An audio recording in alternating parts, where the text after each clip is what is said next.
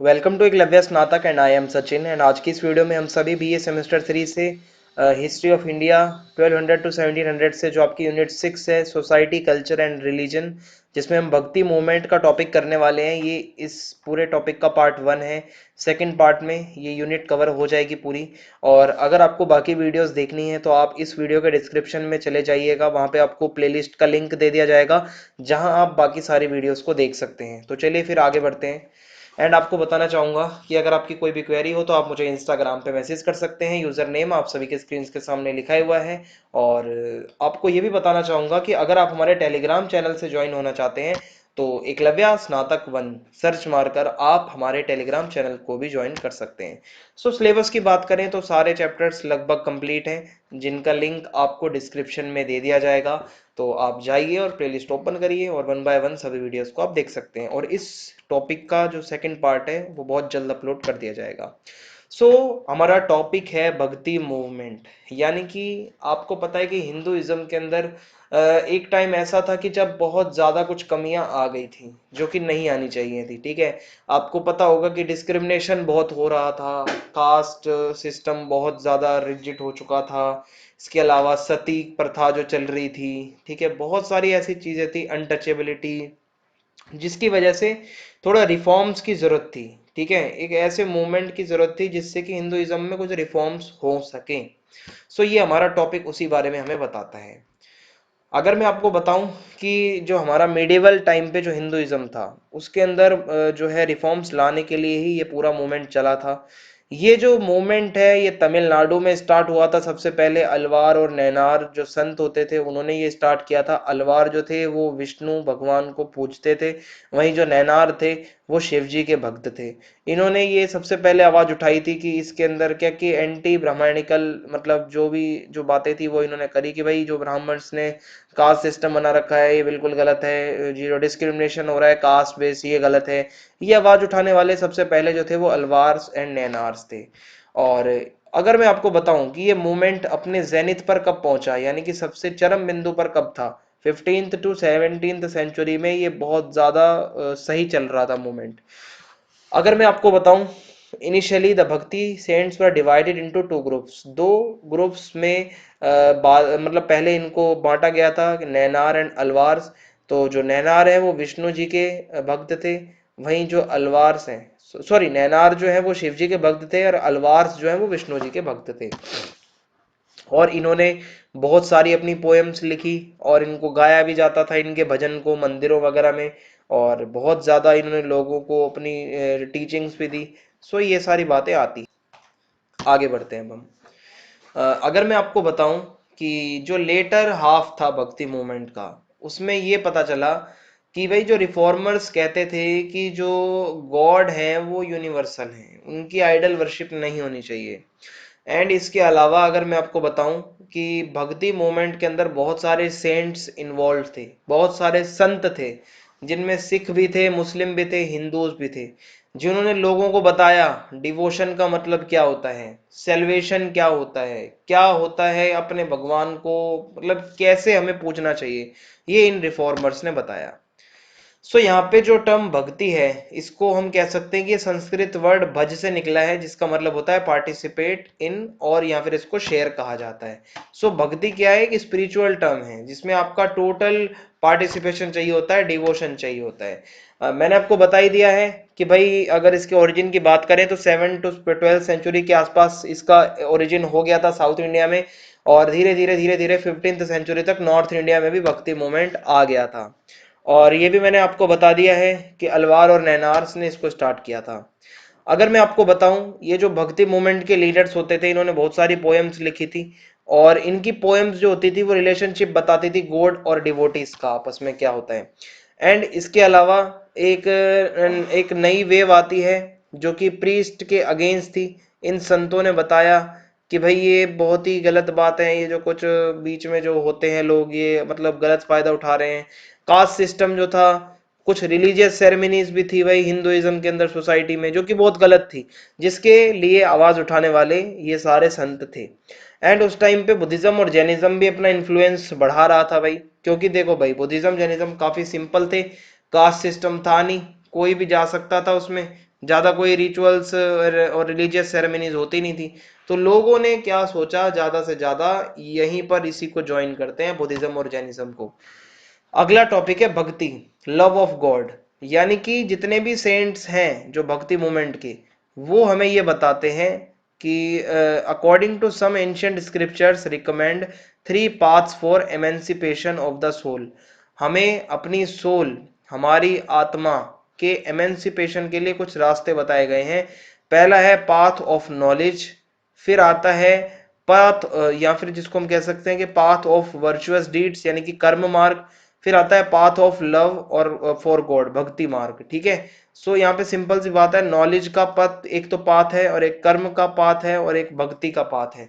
सो ये माना जाता है इन तीनों में से अगर किसी एक पे भी आप अगर चलते हो, सो आप दुनिया भर की सारी टेंशनों से मुक्त हो जाओगे, आपकी आत्मा परमात्मा में चली जाएगी। यानी कि एक भक्त को किसी टेम्पल की, किसी चर्च की, किसी भी स्क्रिप्चर की कोई जरूरत नहीं होती। हमारा डायरेक्ट रिलेशनशिप होता है गॉड के साथ, डायरेक्ट कम्युनिकेशन ही हमें करना चाहिए। और जो मुस्लिम और सूफीज हैं वो भी इसी बात पे विश्वास रखते हैं, इसीलिए वो मूर्ति की पूजा नहीं करते। सो ये हो जाएगा। अब हमारा अगला टॉपिक है कॉजेस ऑफ भक्ति मूवमेंट। भक्ति मूवमेंट क्यों स्टार्ट हुआ, इसके पीछे क्या कारण थे, क्या रीजंस थे। सो देखिए, रिलीजियस कॉम्प्लेक्सिटी, काफी कॉम्प्लेक्स हो गया था हिंदुइज्म। दो other religions reforms spread the importance of Vedas, ordinary people found it difficult to understand the complex philosophy of Upanishad and Vedas. जो लोग थे वो नहीं समझ पा रहे थे कि ये वेदास जो है वो क्या है, उनकी इंपॉर्टेंस क्या है। उनको इनकी जो कॉम्प्लेक्स फिलोसफी है वो समझ नहीं आ रही थी।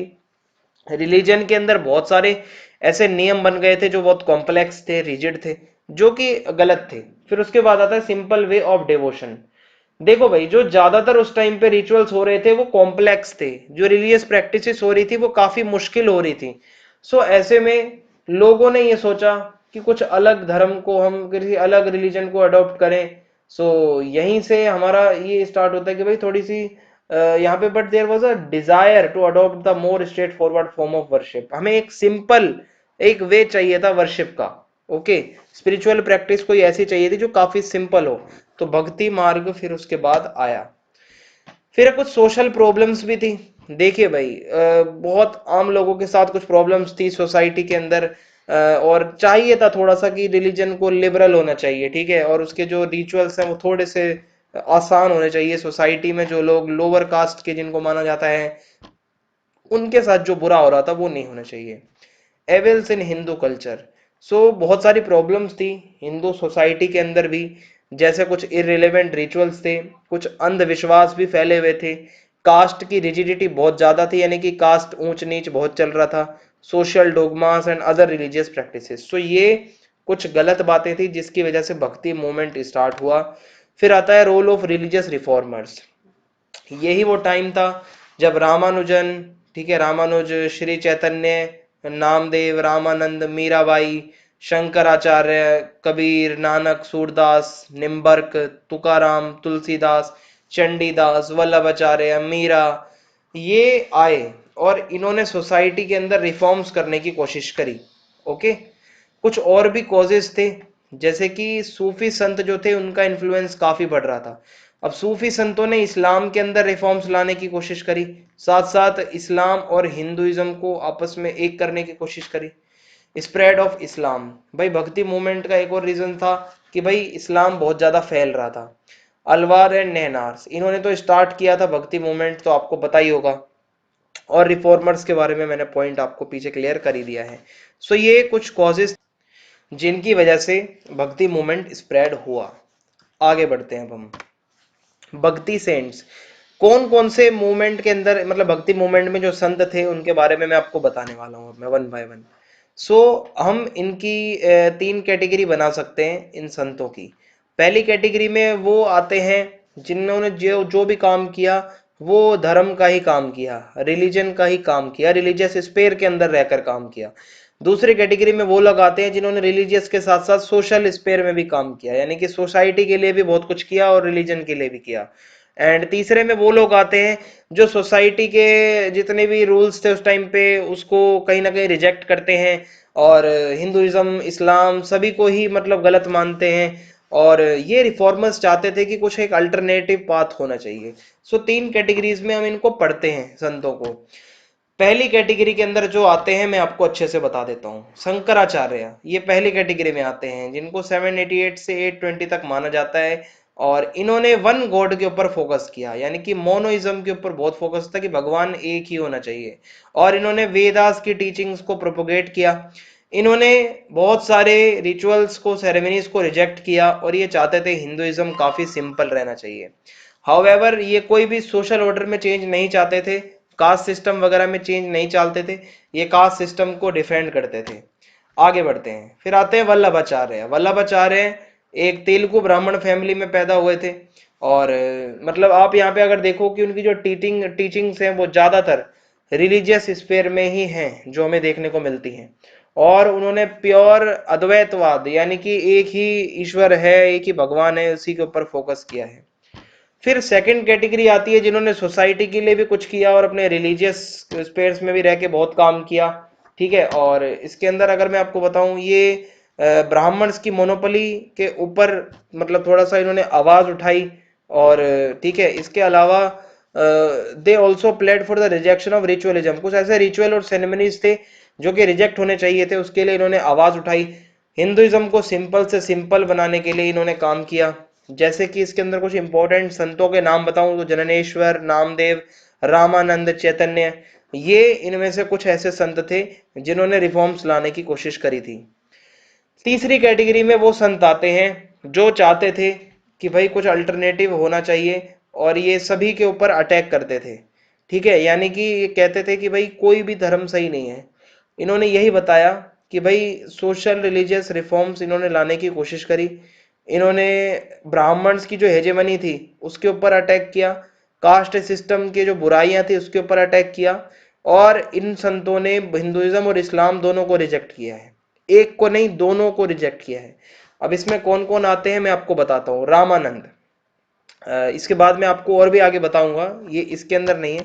सो रामानंद जो है ये नॉर्थ इंडिया के अंदर पायनियर लीडर माने जाते हैं, भक्ति मूवमेंट के बहुत ही फेमस थे। एंड ये रामानुज को मानते थे, फॉलोवर थे। और ठीक है, जो कि एक वैष्णव फिलोसफर थे। रामानंद जो है forcefully preached against the formalism and superstition of the Orthodox religion. जो ये थोड़ा फॉर्मलिज्म था और ऑर्थोडॉक्स रिलीजन हो गया था, इसके अगेंस्ट थे ये। And he was the first to use Hindi और Hindavi as the medium of instructions और प्रीचिंग्स, यानी कि पहले हैं ये जिन्होंने हिंदी में अपने ज्यादा से ज्यादा जो ज्ञान की बातें थी वो दी। एंड ही वाज अ वैष्णव, वैष्णव थे, यानी कि विष्णु जी के अवतारों की पूजा करते थे। भगवान श्री राम और सीता माता की पूजा ये किया करते थे। एंड उनके जो डिसिपल्स थे, वो जो उनके चेले थे, वो अलग अलग कास्ट के थे, अलग अलग रिलीजन से थे। फॉर एग्जाम्पल उनके 12 जो डिसिपल्स थे उनमें से जो जो मेन मेन है, कबीर हैं जिनको हम पीछे पढ़ के आए हैं, सेना है, ठीक है, जो कि एक बार्बर थे। कबीर एक वीवर थे। फिर धन्ना है जो कि एक जाट पीजेंट थे। रविदास है जो कि एक कोबलर थे। और पद्मावती हैं जो कि एक विमेन थी। सो ये इनके कुछ डिसिपल्स थे। अब आते हैं कबीर जी के ऊपर। कबीर का कब बर्थ हुआ इसको लेकर बहुत कंट्रोवर्सी चलती है, बट माना जाता है कि वो 14th से लेकर 15th सेंचुरी की बिगिनिंग तक थे, ठीक है, जिंदा थे। और ये एक ब्राह्मण फैमिली में बोर्न, मतलब जन्म हुआ इनका वाराणसी के अंदर। And since his mother was a window, ठीक है, और इनकी मम्मी जो थी वो विडो थी। सो उनको क्या होता है कि भाई छोड़ दिया जाता है, स्ट्रीट में ही छोड़ दिया जाता है। कबीर जब छोटे थे तो इनको एक मुस्लिम कपल उठा लेते हैं, नीरू और नीमा नाम से, ये दो मतलब मुस्लिम कपल से, और जो कि वीवर्स थे, ठीक है, बुनाई का काम करते थे। तो इनको, कबीर को ये उठा लेते हैं, अडॉप्ट करते हैं। और इन्हीं को, मतलब कबीर को इन्हीं लोगों ने पाला पोसा। बाद में इन्होंने अपना पेरेंट्स का ही प्रोफेशन आगे बढ़ाया, वीविंग वगैरह का काम किया। He also had a wife, इनकी वाइफ भी थी, और एक इन्होंने फैमिली लाइफ भी जी है भाई अपने टाइम पे। सो कबीर के according there is only one supreme being, यानी कि एक ही भगवान है, एक ही ऊपर वाला है, जिसको हम राम कहते हैं, रहीम, अल्लाह, हरि, खुदा, गोविंद, कुछ भी कह लो, एक ही है। So although God according to Kabir was without shape और फॉर्म। कबीर कहते हैं कि गॉड की कोई शेप नहीं होती, कोई फॉर्म नहीं होती, वो तो सुप्रीम ऑब्जेक्ट ऑफ लव है। और वो ये भी बताते हैं कि he declared that God and soul were identical and there was no distinction between the absolute and the devotee. ये कहते हैं कि गॉड एंड सोल जो है वो आइडेंटिकल है, और मतलब कोई डिस्टिंक्शन ही नहीं है भाई एब्सोल्यूट एंड मतलब डिवोटी के बीच। डिवोटी, अगर जो हम भक्तों की बात करें, उनको कोई मंदिर मस्जिद में जाने की जरूरत नहीं है, कोई तीर्थ जाने की जरूरत नहीं है, कोई आइडल वर्शिप करने की जरूरत नहीं है, किसी पंडित की जरूरत नहीं है, किसी उलेमा की जरूरत नहीं है। आप खुद ही अपने भगवान को याद करके और उनका नाम ले सकते हैं। इस्लाम और हिंदुइज्म की कुछ ऐसी रिचुअल प्रैक्टिसेस थी जिसके ऊपर कबीर अटैक करते हैं, जिसको कबीर ने क्रिटिसाइज किया है। एंड इसके अलावा अगर आप देखो, उन्होंने इतने बोल्ड तरीके से खुलेआम बिना किसी डर के इन्होंने सब कुछ बातें रखी हैं। वो ये भी नहीं मतलब जानते थे कि किसके कॉन्सिक्वेंसेस क्या हो सकते हैं, लेकिन फिर भी उन्होंने पंडित उलेमा हिंदू मुस्लिम सभी को खरी खोटी सुनाई है। फिर आते हैं गुरु नानक जी। सो नानक जी, अगर हम यहाँ पे देखें, माना जाता है कि उनका जन्म कटीक में हुआ था, पर कोई कहता है कि विलेज था एक तलवंदी, शेखपुर डिस्ट्रिक्ट, जो कि पाकिस्तान के अंदर है। ठीक है, वहां पर इनका जन्म हुआ था 15 अप्रैल एंड 1469 को। एंड इन्होंने पंजाबी, हिंदी और पर्सियन ये 3 लैंग्वेज सीख रखी थी काफी अच्छे से। माना जाता है कि ये अपने टाइम पे सिलोन यानी कि श्रीलंका और मक्का भी गए थे, और जब ये जाते थे तो इनके साथ में मर्दाना रहते थे जो कि इनके ही साथी थे, और जो कि मुस्लिम भी थे, ऐसा माना जाता है। और गुरु नानक ये बताते हैं कि यूनिटी ऑफ गॉड, एक ही गॉड है और वो गॉड निर्गुण है, यानी कि कोई उसके एट्रीब्यूट्स ही नहीं है, कोई फीचर नहीं है गॉड के। गॉड निर्गुण है, निरंकार है, कोई फॉर्म नहीं है गॉड की, कोई रंग रूप शेप नहीं है गॉड की। Direct and simple teachings, Guru Nanak की जो टीचिंग्स है वो काफी सिंपल है। स्ट्रांगली कंडेम करा है इन्होंने हिंदू एंड मुस्लिम्स के कुछ रिचुअल्स को जो कि बहुत गलत थे। इन्होंने कास्ट सिस्टम पे अटैक किया है, ये कहते थे कि कास्ट सिस्टम गलत है, और इन्होंने बोला कि क्लास कास्ट पे जो डिस्टिंक्शंस हो रहे हैं ये बिल्कुल नॉनसेंस है, गलत बातें हैं, ऐसा नहीं होना चाहिए, ये सब बातें हैं। फिर है मीराबाई। ठीक है, तो गुरु नानक जी के बारे में इतनी बातें आप याद रख लीजिए, इसी को ही आप आगे एलिब्रेट कर सकते हैं। मीराबाई काफी ज्यादा फेमस कृष्णा डिवोटीज में से एक हैं, जो कि high class ruling Rajput family से आती थी। एंड वो वाइफ थी राणा सांगा। ठीक है, wife of the son of Rana Sanga, Rana Sanga के बेटे की वाइफ थी ये, मेवाड़ के जो थे। एंड भगवान के लिए इनका प्यार बहुत ज्यादा था, इन्होंने अपने पति तक को छोड़ दिया था, और अलग अलग पिलग्रिमेज साइट्स पर ये जाती थी और अपनी पोएम्स लिखती थी और भगवान श्री कृष्ण के लिए अपना प्यार दिखाती थी। और ये अपने हस्बैंड से भी लड़ गई, अपने हस्बैंड को, अपने इन लॉज को छोड़ दिया इन्होंने, और इन्होंने भगवान श्री कृष्ण को ही अपना लवर समझा है, अपना हस्बैंड समझा है। और उनके जो इन लॉज थे, जो इनके ससुराल वाले थे, उन्होंने पॉइजन देने की कोशिश करी मीरा को, पर ये वहां से भाग निकली और इधर उधर मतलब अब घूम फिर कर कविताएं लिखने लगी, सॉन्ग्स लिखने लगी। कुछ ट्रेडिशंस ऐसा भी बताते हैं कि उनके जो गुरु थे वो रैदास थे। रैदास एक लेदर वर्कर थे, जो कि उस टाइम पे लोअर कास्ट मानी जाती थी, लेकिन मीरा ने एक हाई क्लास से होते हुए भी उनको अपना गुरु बनाया। सो ये बताता है कि वो कास्ट सिस्टम के बिल्कुल अगेंस्ट थी। और मीरा ने अपने पति के कंफर्टेबल पैलेस को छोड़कर भागना ज्यादा सही समझा, और इन्होंने एक सैफरन कलर का कपड़ा पहना और ये बिल्कुल भक्ति में लीन हो गई भगवान श्री कृष्ण की। Although Mirabai did not attract a sect और ग्रुप ऑफ फॉलोवर्स, इन्होंने कोई ऐसा सेक्ट नहीं बनाया अलग से, लेकिन ये काफी इंस्पिरेशन बनी रही मीरा।